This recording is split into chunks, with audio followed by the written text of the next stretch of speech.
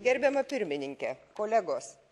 Pirmiausia, noriu pasveikinti ponę pranešėją parengus šią ataskaitą. Iš esmės aš jai pritariu. Tai dar vienas dokumentas tarp daugybės kitų, kurie turėtų paskatinti verslumą Europoje. Pirmiausia, smulkių ir vidutinių įmonių plėtrą.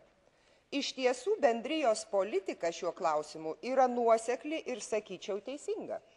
Problema yra ta, kad realiame gyvenime jos dažnai nesilaikoma. Neretai ignoruojami įstatymai, sukūriamos biurokratinės kliūtys. Norėčiau įvardinti dvi problemas. Nuo jų sprendimo, manau, ypač priklauso smulkaus ir vidutinio verslo sėkmė. Pirma, tai verslo registravimo procedūros. Komisija pažadėjo, kad iki 2007 metų pabaigos visoje bendrijoje bus įgyvendintas vieno langelio principas.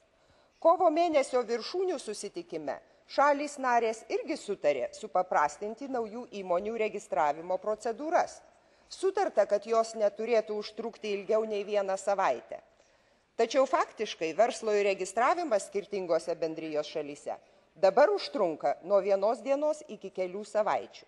Įregistravimo kaštai taip pat žymiai skiriasi.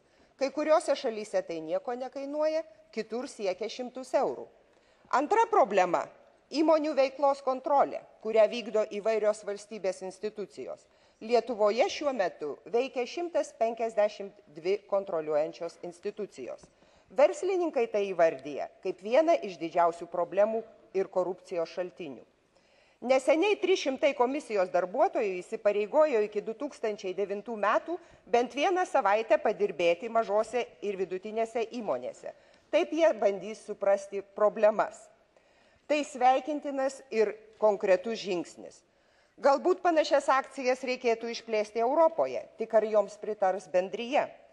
Esu tikra, kad turėsime panaikinti biurokratinės kliūtis verslo plėtrai. Tuomet galėsime teikti, kad kūrėme verslę Europą, skatiname jos augimą. Ačiū.